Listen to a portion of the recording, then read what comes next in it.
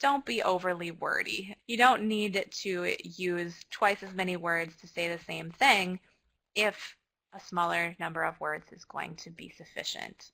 So beware as you're writing. I think a lot of times when we think about academic writing, we think, I have to sound smart, I have to put lots of words in there, I have to put lots of big words in there. And that's not always the case.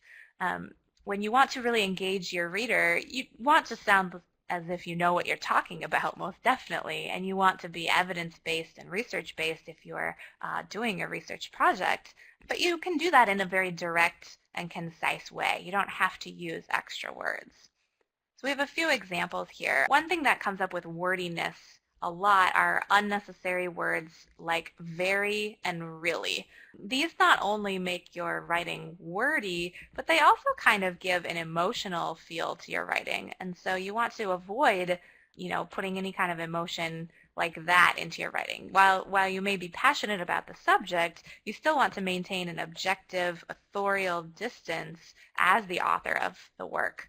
So instead of saying the teachers were very well informed, you could say that the teachers were well informed as they illustrated by the lengthy discussion they had about English language learners. Here, we know why they were well informed.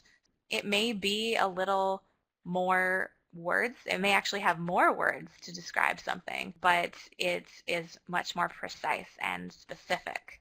So instead of saying the manager really understood his employees, you could say the manager understood his employees in depth, valuing them as people as well as employees. So again, you may actually use more words to be more specific, and that's okay, but it's definitely to your benefit to avoid any unnecessary words, and very and really are often used in that way. Also, circumlocution is another word that kind of goes with wordiness. Talking about wordiness, that's very wordy, but it's really a way to say that you're talking around the point instead of getting to it.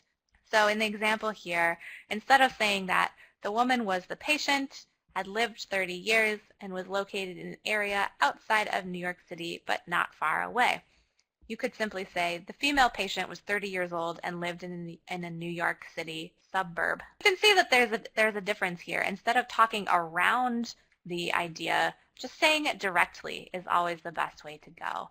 It avoids sort of that circular reasoning and those roundabout explanations. Redundancy is another thing that happens when we think about wordiness, and redundancy really just means unnecessary repetition. If you don't need to repeat it, don't.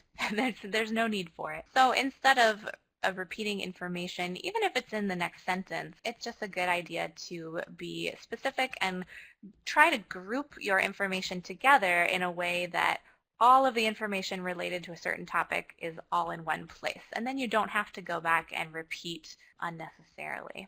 So you can see an example of this here where we talk about, it says it is, as a counselor, it is important to have good listening skills for counseling patients, as good listening skills for counseling patients leads to better understanding of a patient, which, as a counselor, is the entire purpose of a counseling session. You can see even in that example, the words counselor, listening skills, good listening, counseling are repeated multiple times. And as a reader, I find that very difficult to articulate, even just reading it aloud. So again, being more precise and specific will definitely help there.